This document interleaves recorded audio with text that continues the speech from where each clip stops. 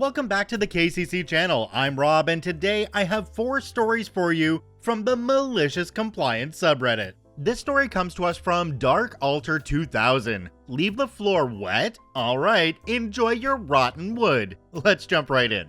First time posting here because I just remembered this incident.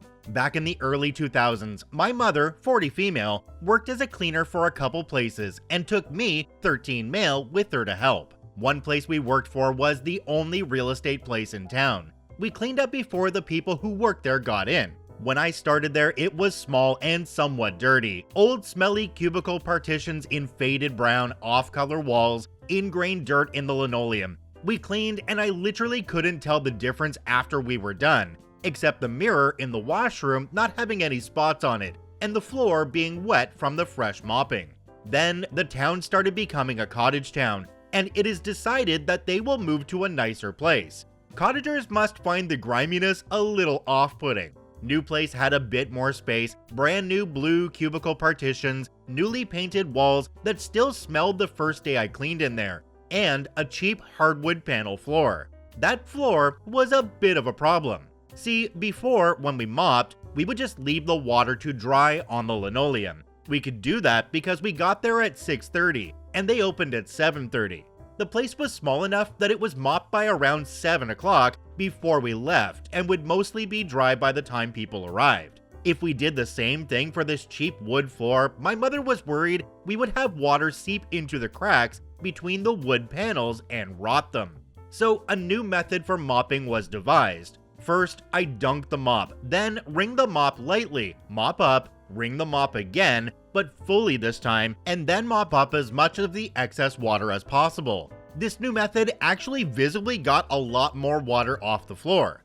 By the time we left, some of the earlier mopped areas would look mostly dry. Good solution, Mom. Couple weeks into the new place, my mother gets contacted by the manager, and a new order comes in that we are not to dry the floor. I asked if she explained why we dried it. She had. I found this order a bit baffling at the time, and it only occurred to me today the reason why he ordered this. The manager got in earlier than everyone else at about 7:15, so I actually saw him a few rare times when we ran late. The old floor would have still been visibly wet in the old place when he got in. The new floor was now dry when he got in. Ipso facto, we must have decided to skip mopping to leave early. Even though I didn't understand at the time that he thought we weren't doing our job, I, of course, found this new order stupid. I thought, he wants the floors wet when he gets in? Fine. Cue malicious compliance. You see, I did the mopping while my mom cleaned the washroom because I was a young strapping lad, and she was mom, so I did what she said. I now had a standing order from the boss to leave a wet floor, and by gum, it was gonna be sopping. From that day forth, not only did I not dry the floor, I now didn't even wring the mop after dunking it. I dipped it in the water and just let water slop off the mop as I pulled it directly out of the bucket. There was no way this was gonna dry before he got in. Probably not for an hour after he got in either. 2 weeks after I started doing this, lo and behold, the wood paneling is already starting to separate at the seams. Dirt is accumulating between tiles. It proves impossible to remove. I was a bit shocked at the time how fast that had happened. 4 weeks into the new mopping routine, the floor was rotting. Was my mother psychic or what? It was apparently very cheap fiberboard with a paper-thin plastic wood grain pattern on it. I would have guessed a laminate wood grain on top of a semi-waterproof fiberboard if you'd asked me 4 weeks ago. The floor now had visible divots and lines where the plastic paper sank into the deteriorating wood underneath. These trapped dirt in them as well. How classy. The floor, not even 2 months after they had moved into the place, was even worse than the old beat-up linoleum one. At this point, I asked my mother if we should start drying the floor, and wouldn't you know it, she had already asked. The answer was no, leave it wet. Baffling. We cleaned there for another month or so. I barely felt safe walking on the floor as it was now a tripping hazard, with warped parts popping up. It was also disintegrating. Splinters of wood would pop up every time I swept. The floor now had the dubious distinction of being the worst floor I had seen in a place that wasn't dilapidated. Jumping down to the comment section on this one, there's one from a user called Myros. It says, "Nice one. I have to wonder though, was there never any feedback because of that rotting, warped, ugly floor? Manager and or employees clearly would have had the same issues moving across it as you and felt it was unsafe and unhygienic. Guess that guy went to a top-notch manglement university then, didn't want to go back on his previous order, and accepted his fate with the destroyed floor. Any clue if the floor got changed at some point?" OP responded to the comment and said, "It was a real estate place, so after we stopped cleaning there, I never had the occasion to go back. They must have fixed it at some point though. At minimum, just putting down rugs or something. It would be insanity to just leave it like that." So just think about this. You're a new couple, you're deciding to get your first house. You walk into the real estate agent's office and the floor is falling apart. If they can't even keep their office from going into disrepair, what does that say about the houses that they're trying to sell? I would have absolutely no trust in these people at all. This story comes to us from Chia Seed Mess. Your trash cans may only be out at specific times. Let's jump right in. We live in an HOA, and if you don't, lucky you. We have never had any real problems. They don't do much other than make sure the park and gardens look good.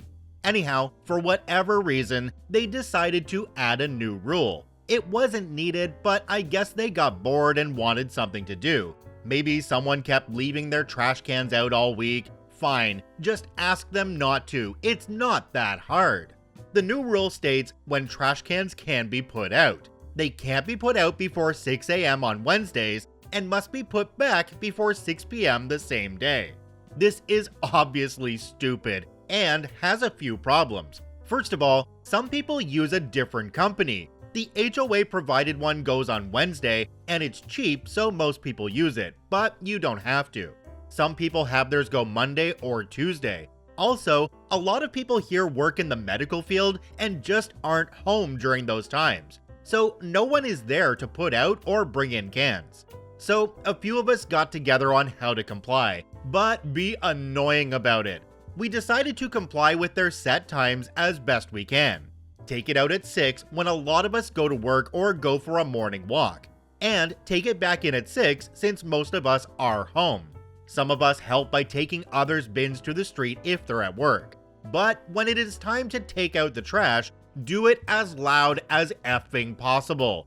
Bin has wheels? Drag it. Got it to the street? Make sure it's firmly placed on the street. Need to take out other bags? Slap it in there and let the lid slam shut. For those who have trash go out on other days, comply with the times, but do it on your trash day. Then, also put them out on Wednesday as required. If you can, leave trash in them and leave the lid open too. It would bake in the sun all day. Yes, it did smell like hot trash. That's the point. After 3 weeks of this, an email was sent out. The rule was thrown out, and we were all simply asked to put out and take in our cans within a reasonable amount of time, preferably on trash day. Was it really that effing hard to ask nicely? Why not just address whoever was the problem? Know that because an HOA rule was changed, a lawyer was paid to look over it before the CC&R could be updated. That means this stupid rule cost every resident money. Anyhow, we are already planning on voting out one member of the board who we know is the problem come the summer election. Jumping down to the comment section on this one, there's one from a user called SongInHeart17 that I completely agree with. It says, "The strangest part of this whole story to me, as somebody who doesn't live in the US or an HOA, is that you have different days for garbage pickup. My city contracts with one company to manage the collection for the whole city, covered by taxes." Yep, I didn't really understand this one myself because my city does a contract with one company and they pick up everything in the whole city. Although we do have to pay $2 a bag, which kinda sucks. Another way that OP could have complied in this case would have been to get everybody together and put all their garbage on one front lawn during those pickup times, but just having a massive pile of it right there on one property. That would have been hilarious. This story comes to us from Land in the Sky. Manager tried throwing me under the bus, so I showed everyone her incompetence. Let's jump right in. I recently worked from a toxic workplace as a data analyst at a startup. It was promising at the start, but not long after, I noticed many red flags, including the fact that my manager had absolutely no data analysis or management experience prior to being promoted. How can you manage analysts without knowing basic Excel functions? I ignored those red flags and trusted her leadership because I liked the company's goals. Little did I know, this would be the worst decision ever. I basically did all the work for the team for the whole year I was there. When I ran the numbers for reporting and analysis of team performance, she always asked me to dumb it down so she can present it to high-level management. I thought everything was going well because I only got good feedback from her and the rest of the team. About a month ago, a coworker who I don't get along with made a complaint about me, which was absolutely untrue. Manager believed it without investigating, and all of a sudden, I was placed on a performance improvement plan. She spouted all types of lies to HR, and when I refuted those claims with written evidence, they doubled down and started gaslighting me. "You're just too negative." I refused to sign and was threatened with termination, so I complied and started building a case against them. I knew she was doing the performance improvement plan to terminate me, as she looked for internal candidates to replace me in secret, because she was dumb enough to set the meeting up beside me.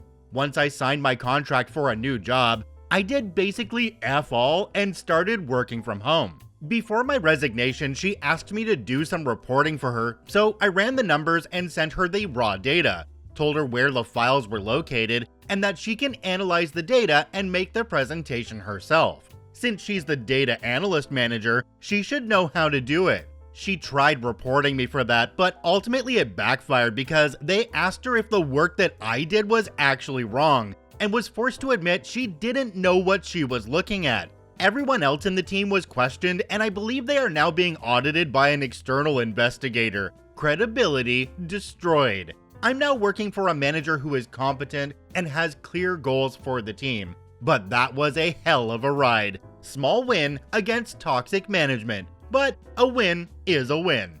Jumping down to the comments on this one, there's one from a user called CABird78. It says, "Good thing the data doesn't lie, unlike your former boss. I bet she's now Googling Excel functions for beginners." It kinda makes you wonder how unqualified people get promoted into positions like this when they don't know what they're doing at all. I'd have to assume that in their previous position they were probably riding somebody else's coattails, and it was only a matter of time until they were found out and brought down.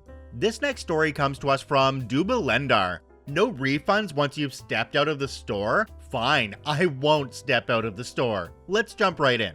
This happens in a large store in a European country. When you purchase something from them and for any reason want to return the item, their policy is that they never give money back. They only give you a voucher redeemable the same day only.